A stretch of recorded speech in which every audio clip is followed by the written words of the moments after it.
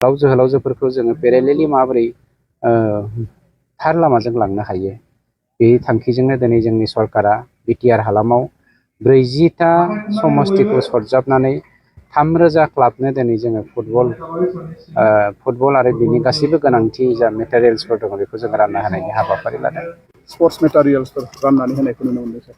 मा उद्देश्य? मानाव गेदेर प्रमद बर' बिथांनि दैदेननायाव जोंनि इउपिपिएल सरकारा बर'लेण्ड हालामाव थानाय जोंनि गोदान जोलैखौ बा इयुथ जेनेरेसनखौ लानानै हारि दानाय बड'फा इउ.एन. ब्रह्मनि जा सानस्रि गेरेमसा हारि दानायनि जा सानस्रि बे सानस्रिखौ फोथांना लाखिनाय आरो गायसननायनि थाखाय जोंनि मानाव गेदेर श्री प्रमद बर' बिथाङा गोसो मोदोम जिउ होनानै नाजाबोगासिनो दङ।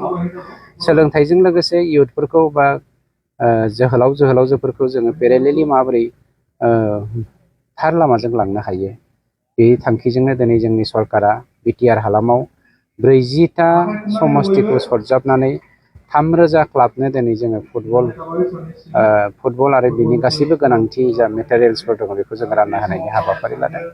आरो बे बाहागो लानो मोननानै बे हाबाफारियाव स्पेसियेलि बनरगाव जोंनि बियाबनि जा दिनैनि बे इयुथफोरनि स्पर्ट्स मेटेरियेल राननाय हाबाफारि बेयाव बाहागो लानो मोननायखौ गोजोननाय मोनदों। सोरबायदि क्लाबफोरनो होनाय जादों सार?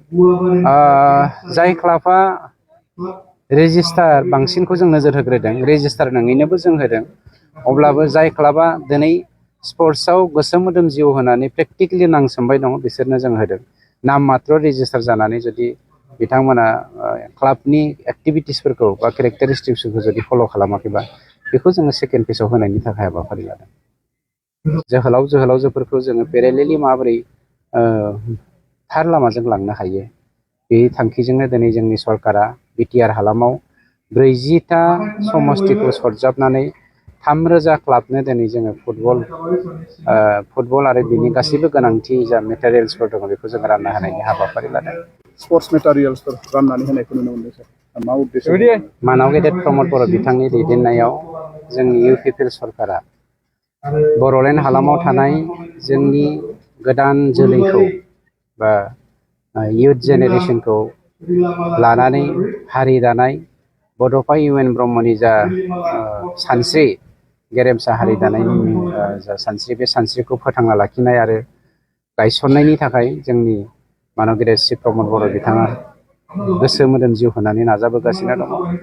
सोलोंथाइजों लोगोसे इयुथफोरखौ बा जोहोलावजोफोरखौ जोङो पेरेलेलि माबोरै थार लामाजों लांनो हायो बे थांखिजोंनो दिनै जोंनि सरकारा बिटिआर हालामाव 40टा समस्तिखौ सरजाबनानै 3,000 क्लाबनो दिनै जोङो फुटबल आरो बिनि गासैबो गोनांथि जा मेटेरियेल्सफोर दङ बेखौ जों रानना होनायनि हाबाफारि लादों।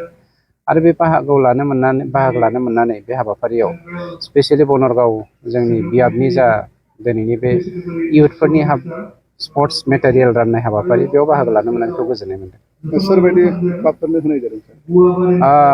जाय क्लाबा रेजिस्टार बांसिनखौ जों नोजोर होग्रोदों, रेजिस्टार नङैनोबो जों होदों।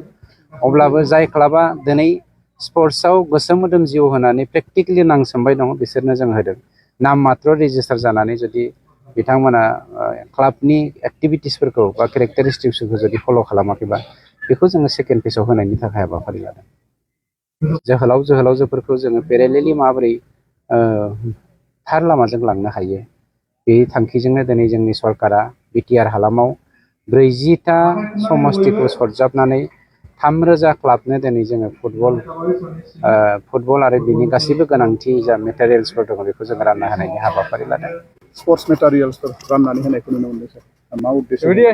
मानाव गेदेर प्रमद बर' बिथांनि दैदेननायाव जोंनि इउपिपिएल सरकारा बर'लेण्ड हालामाव थानाय जोंनि गोदान जोलैखौ बा इयुथ जेनेरेसनखौ लानानै हारि दानाय बड'फा इउ.एन. ब्रह्मनि जा सानस्रि गेरेमसा हारि दानायनि जा सानस्रि बे सानस्रिखौ फोथांना लाखिनाय आरो गायसननायनि थाखाय जोंनि मानाव गेदेर श्री प्रमद बर' बिथाङा गोसो मोदोम जिउ होनानै नाजाबोगासिनो दङ। सोलोंथाइजों लोगोसे इयुथफोरखौ बा जोहोलावजोफोरखौ जोङो पेरेलेलि माबोरै थार लामाजों लांनो हायो बे थांखिजोंनो दिनै जोंनि सरकारा बिटिआर हालामाव 40टा समष्टिखौ सरजाबनानै 3,000 क्लाबनो दिनै जोङो फुटबल आरो बिनि गासैबो गोनांथि जा मेटेरियेल्सफोर दङ बेखौ जों रानना होनायनि हाबाफारि लादों। आरो बे बाहागो लानो मोननानै बे हाबाफारियाव स्पेसियेलि बनरगाव जोंनि बियाबनि जा दिनैनि बे इयुथफोरनि स्पर्ट्स मेटेरियेल राननाय हाबाफारि बेयाव बाहागो लानो मोननायखौ गोजोननाय मोनदों। सोरबायदि क्लाबफोरनो होनाय जादों सार? जाय क्लाबा रेजिस्टार बांसिनखौ जों नोजोर होग्रोदों, रेजिस्टार नङैनोबो जों होदों।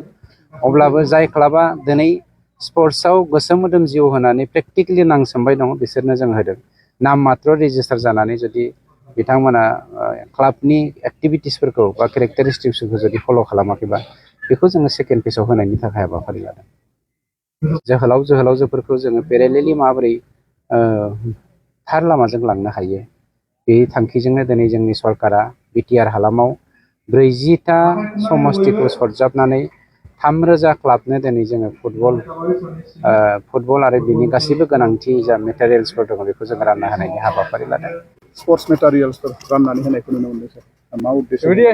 मानाव गेदेर प्रमद बर' बिथांनि दैदेननायाव जोंनि इउपिपिएल सरकारा बर'लेण्ड हालामाव थानाय जोंनि गोदान जोलैखौ बा इयुथ जेनेरेसनखौ लानानै हारि दानाय बड'फा इउ.एन. ब्रह्मनि जा सानस्रि गेरेमसा हारि दानायनि जा सानस्रि बे सानस्रिखौ फोथांना लाखिनाय आरो गायसननायनि थाखाय जोंनि मानाव गेदेर श्री प्रमद बर' बिथाङा गोसो मोदोम जिउ होनानै नाजाबोगासिनो दङ।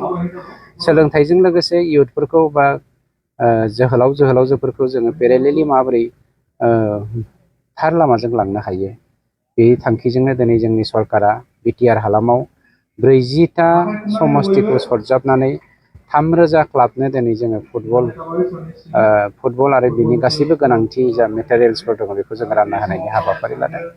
आरो बे बाहागो लानो मोननानै बे हाबाफारियाव स्पेसियेलि बनरगाव जोंनि बियाबनि जा दिनैनि बे इयुथफोरनि स्पर्ट्स मेटेरियेल राननाय हाबाफारि बेयाव बाहागो लानो मोननायखौ गोजोननाय मोनदों। सोरबायदि क्लाबफोरनो होनाय जादों सार? जाय क्लाबा रेजिस्टार बांसिनखौ जों नोजोर होग्रोदों, रेजिस्टार नङैनोबो जों होदों। अब्लाबो जाय क्लाबा दिनै स्पर्ट्सआव गोसो मोदोम जिउ होनानै प्रेक्टिकेलि नांसोमबाय दङ बिसोरनो जों होदों। नाम मात्र रेजिस्टार जानानै जुदि बिथांमोना क्लाबनि एक्टिभिटिसफोरखौ बा केरेक्टारिस्टिक्सफोरखौ जुदि फल' खालामाखैबा बेखौ जोङो सेकेन्ड फेजआव होनायनि थाखाय हाबाफारि लादों। जोहोलावजोफोरखौ जोङो पेरेलेलि माबोरै थार लामाजों लांनो हायो बे थांखिजोंनो दिनै जोंनि सरकारा बिटिआर हालामाव 40टा समष्टिखौ सरजाबनानै 3,000 क्लाबनो दिनै जोङो फुटबल आरो बिनि गासैबो गोनांथि जा मेटेरियेल्सफोर दङ बेखौ जों रानना होनायनि हाबाफारि लादों। स्पर्ट्स मेटेरियेल्सफोर राननानै होनायखौ नुनो मोनदों सार। मा उद्देश्य?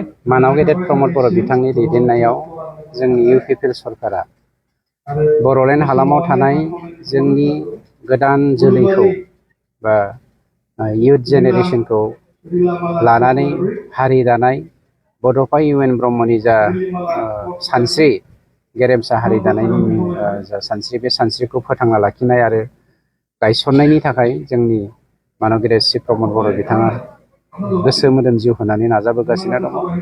सोलोंथाइजों लोगोसे इयुथफोरखौ बा जोहोलावजोफोरखौ जोङो पेरेलेलि माबोरै थार लामाजों लांनो हायो बे थांखिजोंनो दिनै जोंनि सरकारा बिटिआर हालामाव 40टा समष्टिखौ सरजाबनानै 3,000 क्लाबनो दिनै जोङो फुटबल आरो बिनि गासैबो गोनांथि जा मेटेरियेल्सफोर दङ बेखौ जों रानना होनायनि हाबाफारि लादों।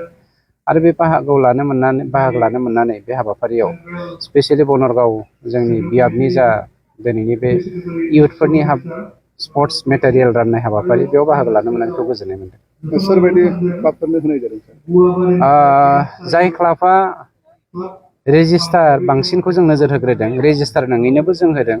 अब्लाबो जाय क्लाबा दिनै स्पर्ट्सआव गोसो मोदोम जिउ होनानै प्रेक्टिकेलि नांसोमबाय दङ बिसोरनो जों होदों।